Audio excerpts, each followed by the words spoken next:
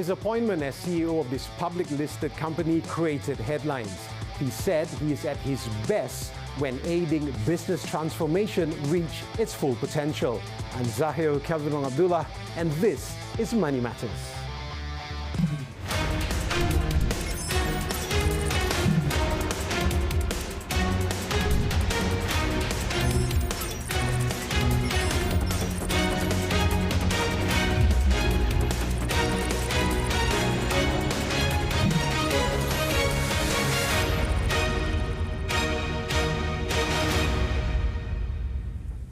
Good evening and welcome to Money Matters. Joining us today is Group Chief Executive Officer of Berjaya Corporation, Berhad Abdul Jalil Abdul Rashid. Welcome to the program, Jalil. Thank you. It's a pleasure having you with us. Thank you. Can I start off by asking you, looking back at your stint as, for example, CEO of Aberdeen Standard Investments, would you say it sort of laid the foundation for your career path? Yeah, definitely. You know, I was quite privileged. 26 years old. My boss at that point in time said, "You're going to run the Malaysian business," and I told him, "I don't know anything about running a business." He said, "Well, we'll help you. Just don't mess it up." So I was thrown into the deep end, and I learned everything. I learned about people management, learned about fundraising, about new asset classes and everything. So I was quite fortunate. I was given all those opportunities, and subsequent to that, I got other postings to either do greenfield or brownfield businesses, and that laid the path for me. So I kind of became a generalist at quite an early age, and then that led me to moving to Singapore to do something a lot more bigger, running the South Asian business. So I was quite privileged. At 26 became CEO, so I'm 40 now, so I've had the benefit of being a CEO for about 14 years, right? So I was quite settled in Singapore at that point in time. But you reach that stage because you've done this for a while, that you want to do, I was, in my mind, I wanted to do something that was impactful. What can I do that was impactful? And in my mind, that meant coming back to Malaysia and taking on something. Right. Yeah. So looking at your time at the PNB as the CEO was fraught with incidents, can I say that, on your appointment, and you were the youngest CEO of PNB, if I'm not mistaken, controlling the largest fund management company in Malaysia. Was it tough being under that spotlight? Yeah, it was a privilege of a lifetime, obviously, when that call came to take that on. Initially, I didn't want to take it on because my family was quite settled in Singapore. But then, there were several rounds of discussions, and I told my wife at that point that if I don't take this on, I will regret this for the rest of my life. That what if will always be playing in my head. Here I have a golden opportunity to do something on a national level, which is always what I wanted to do. So we came back, and obviously, when the appointment was made, it was quite public, and that's when it dawned upon me, what a big role it was, right? Spotlight was on me. It took time to kind of get used to that, but I settled in quite quickly because it was a fund management company or something that I was very used to.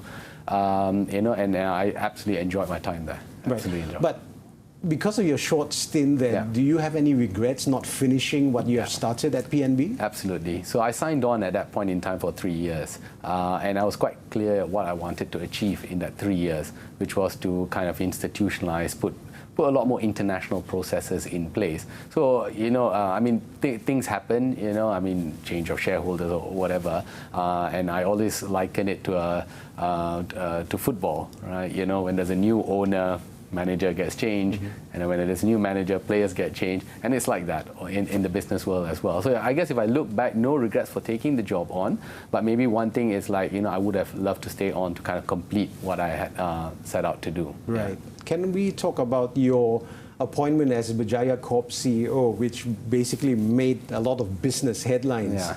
So we also interviewed Tan Sri Vincent Tan on Money Matters, and he talked about your appointment as well. So what was your conversation with Tan Sri Vincent Tan? How did he convince you to basically take this role? So after I left PNB and I was taking some time off, and we were introduced by a common friend, and then we started off talking obviously about football, right? Him about Cardiff and me about Liverpool, and then we started talking about the various businesses within Berjaya. And I guess having been a fund manager in the past, I was quite familiar with the various businesses that they had, the 7-Elevens and Berjaya Food. So we started talking about some of the things that could be done to kind of turn around the performance. I initially had a conversation with him about wanting to start a consumer fund to invest in consumer companies, because it was an industry that I had done throughout my life as an investor. So we were quite set on doing that. And then when we were at the final stages of doing that, he said, you know what, why don't you come into Berjaya? And it was in the midst of COVID at that time, so there was a lot of disruptions, a rethink about how we needed to do business. So he said, come in, help me stabilize the ship, institutionalize it, and then when the time is right, then you can go on and do what you want to do. Yeah. So that was how it wasn't specifically for the role. It started off in various forms, and eventually led to this. For me, I think there was a nice angle to it, obviously, because it was a family-run company that was going through institutionalization, and I thought that for me, the impact that I want to leave behind for that would be that if other companies look at that and say, well, that was not a bad decision, and maybe I should do it, and if that leaves an impact on corporate Malaysia, I think I'll be quite happy with that. Right. Yeah. Hold that thought, Jalil. We just got to go for a very quick commercial break. We'll be right back right after this.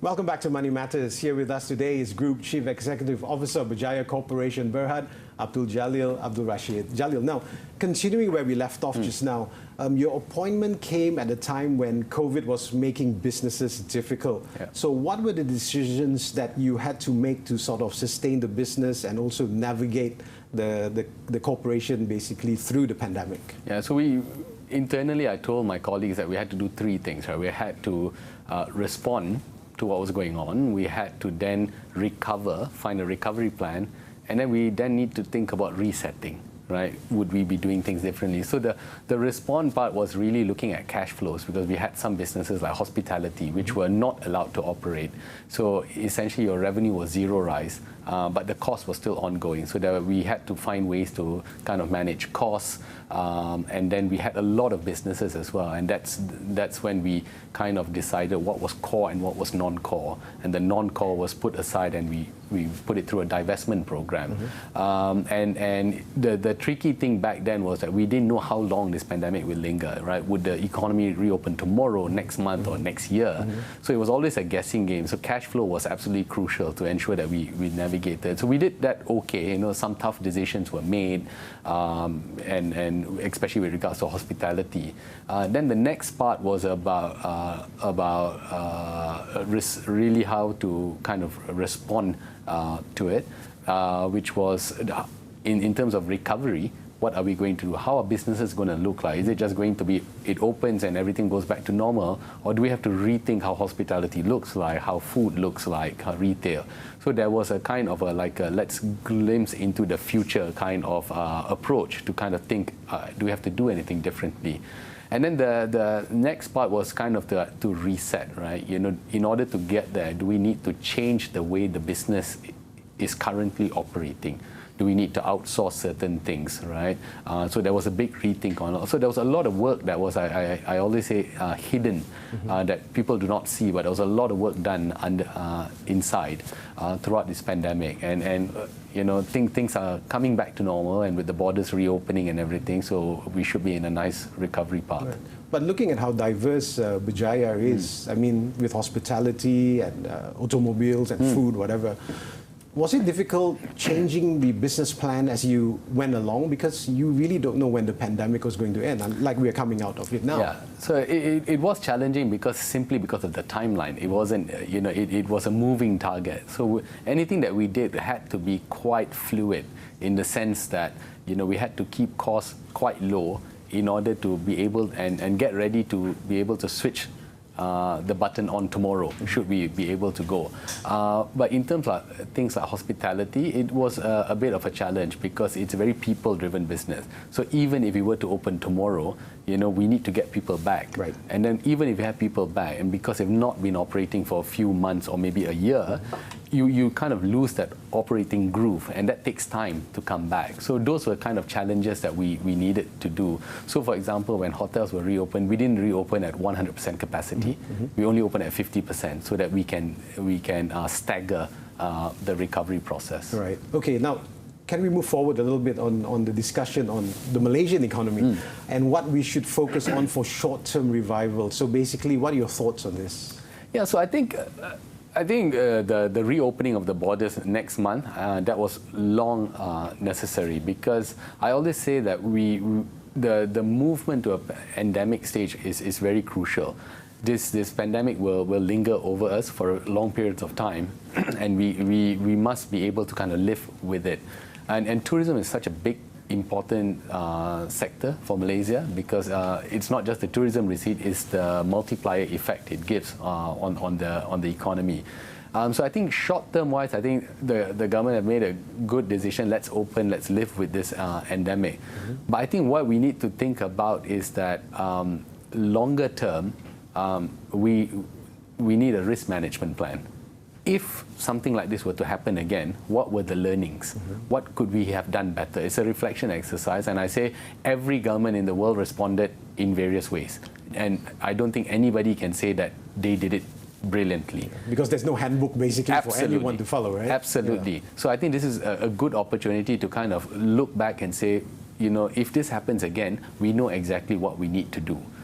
So I think that's part of a very important longer-term strategy that the government needs to put in place. And the other one is that I think as a country, the population should also now learn to live with this without always looking to the government for guidelines. I think for last 2 years, we've always been following government guidelines. You know, what's the guideline on this? Well, we'll wait for the government directive. But I think, like corporates, for example, should take ownership, should take charge and say, okay, you know what? We're going to have hybrid working. We're going to do this. We're going to do that.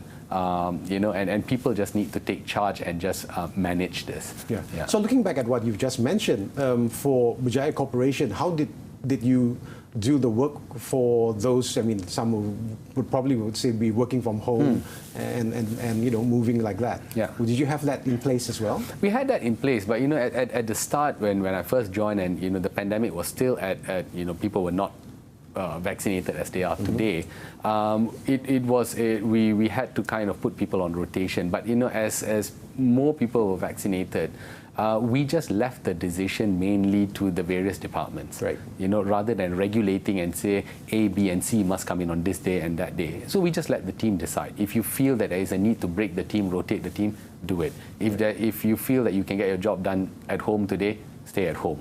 So we kind of threw that back to our colleagues and said, you guys decide, make it work, and whatever works for you, works for us, as long as the job is done. Okay, yeah. Jalil, hold that thought again. We've just got to go for our final commercial break, so stay with us and we'll be right back.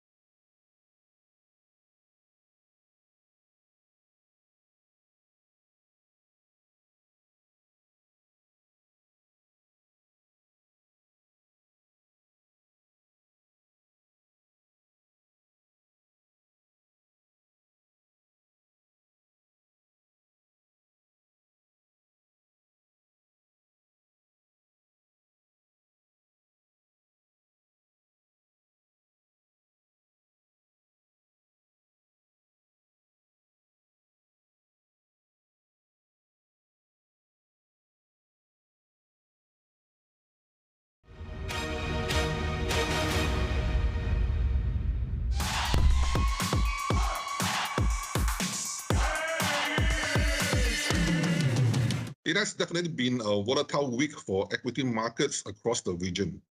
Emanating from Wall Street, the Dow Jones Industrial Average lost 441 points so far this week.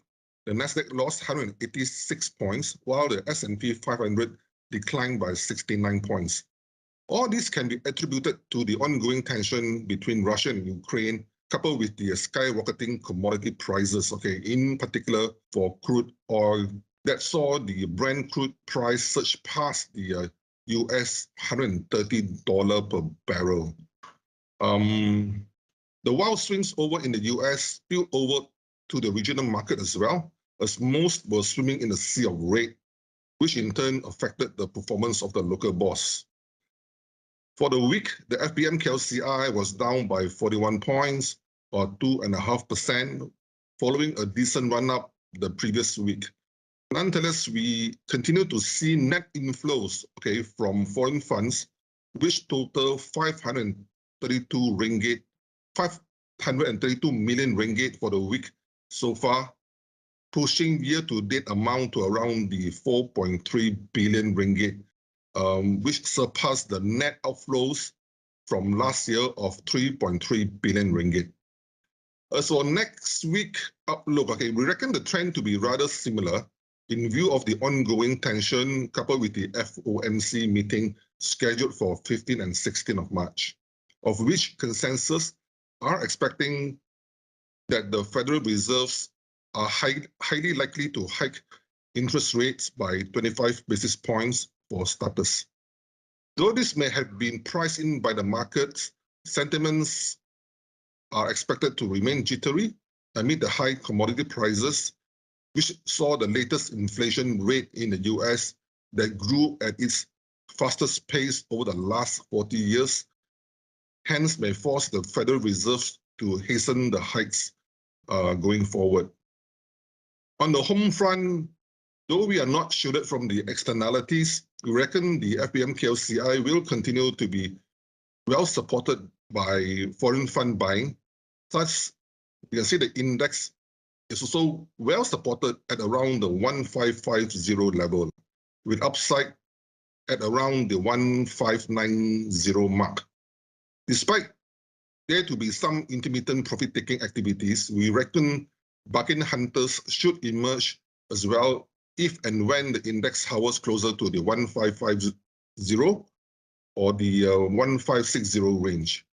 Okay, as for our top picks for this week, we continue to lag the banks, all right, namely Maybank and RHB, plus recovery stock like Genting Malaysia, especially now that our borders will be open by April 1st. And also Capital A, okay, aka Asia, should also be one of the prime beneficiaries.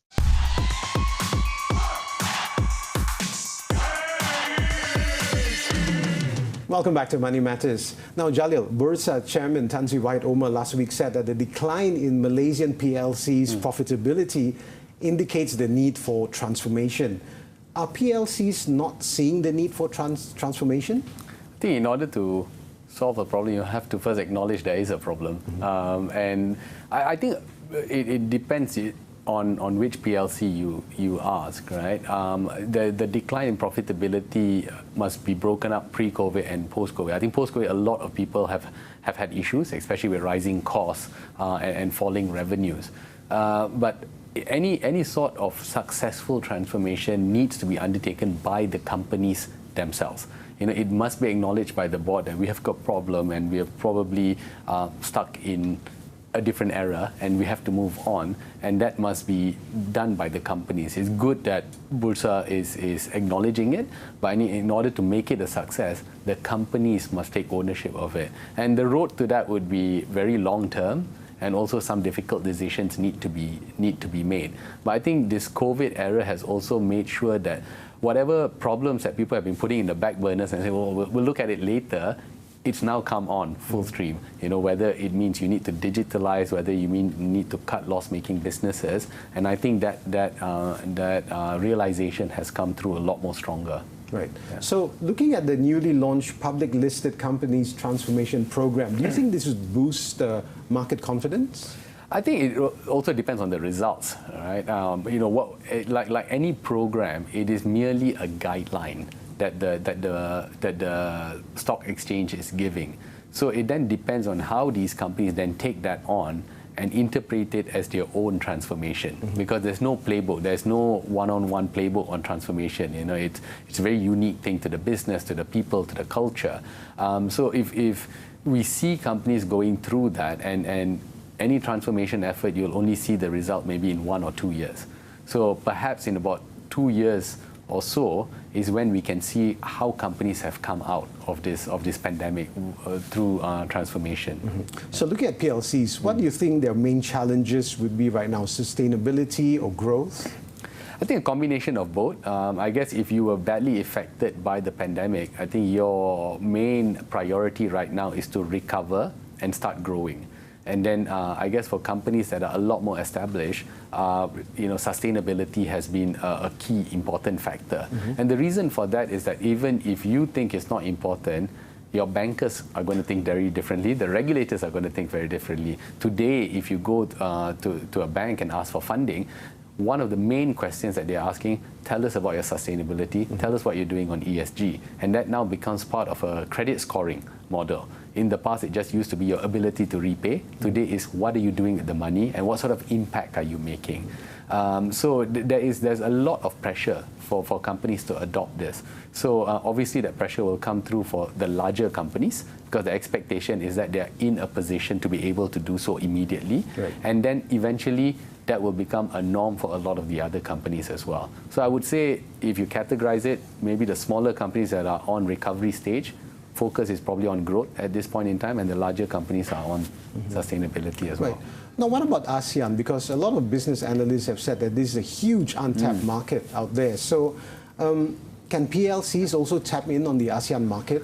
I mean, it's the most nearest market. It's probably closest to home. But I always caution, and this is where I guess years of fund management training comes in, that there's always a macro-micro disconnect. Right? If you look at countries like Vietnam and Indonesia, it's very tempting because you look at the population, you look at the demographics, and you say, oh wow, if I can capture just 1% of this, it's a lot of money. But the reality is that the macro numbers are very flattering.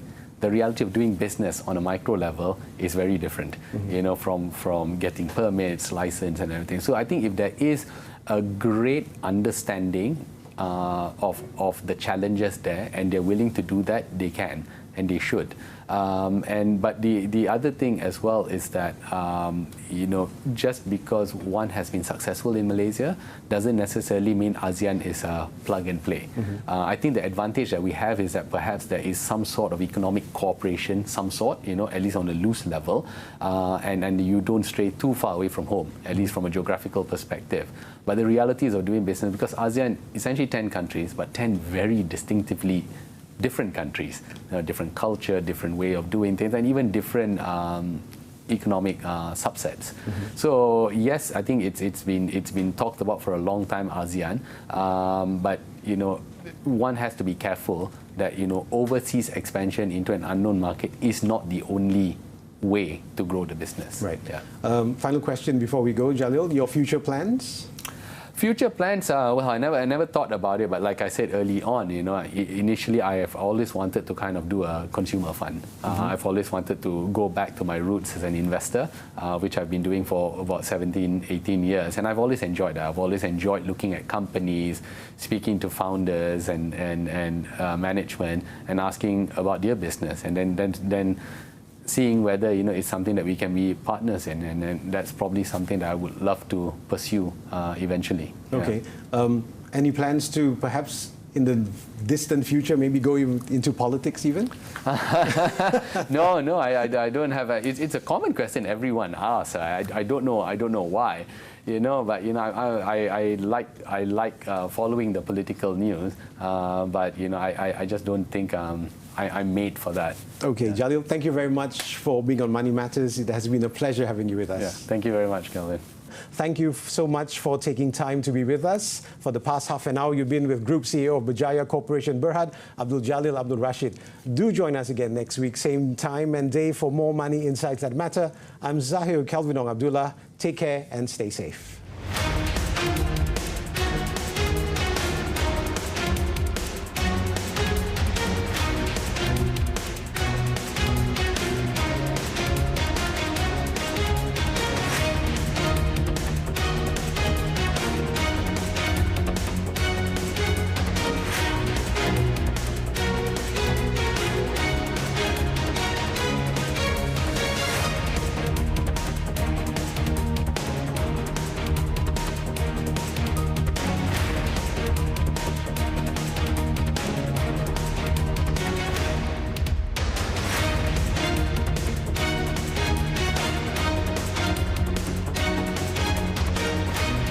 Penggunaan aplikasi digital dalam